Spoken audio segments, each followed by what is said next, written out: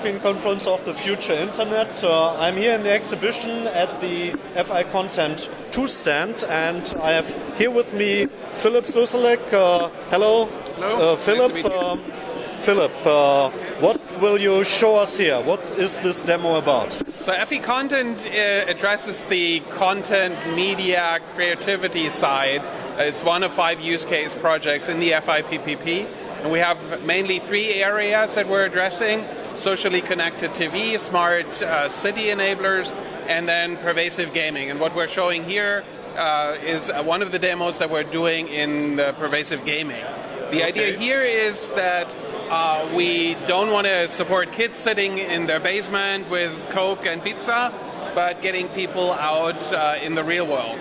So gamification of real-world application, also industrial application, but games that you can play in the city or in other environments, and also with your friends, together with your friends. Okay, so show us, what game is it? So here, the FIcontent is very much about a platform for software, and so we're not developing the games. The games are just a demonstration of the capabilities of the platform.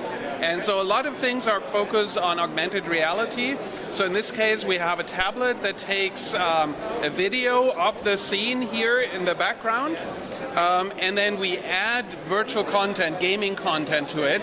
I mean, there's nothing happening here, but the entire game happens in the tablet. You can actually play with the different characters and so on.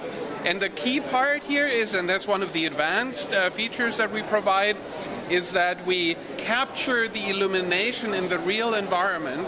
So for instance, if you illuminate this ball here from a certain direction, we capture this illumination, so we know about what the illumination in the real world is, and then we can illuminate the game, all the virtual parts, with exactly the same lighting. So it really looks like it is part of the real environment. Okay, well, that's impressive. And now, so it's really the combination of advanced technology in the computer graphics area, in this case computer vision, together with gameplay and making it easily accessible to developers, so that in phase 3 and also outside of the FI-PPP, people can really build on top of the technology that's been developed here as part of this FI-PPP.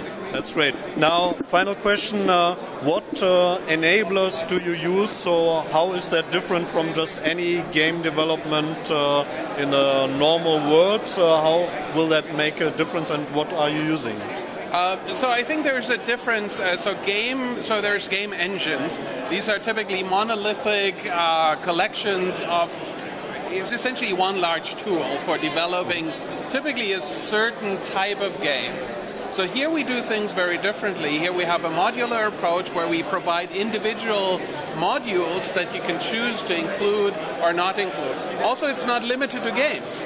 We also have applications, for instance, in the factory of the future or Industry 4.0 and many other areas. There's a lot of topics where gamification is interesting to. Right? Instead of boring content for education, you want to make it fun to actually play with things and learn, like as a side effect. So that's kind of what we're addressing here. And in terms of enablers, which is like the building blocks in the FI-PPP, FIcontent, I think, is very special in that a lot of the things that we initially thought are important for our domain actually turned out to be very generic. And so actually they were pushed into the generic enablers as part of the entire FI-PPP program. So we're very proud of that we were addressing not just our area, but also the entire program as a whole. Okay, thank you very much, Philip, You're very welcome. for that. We might come back for the other demos.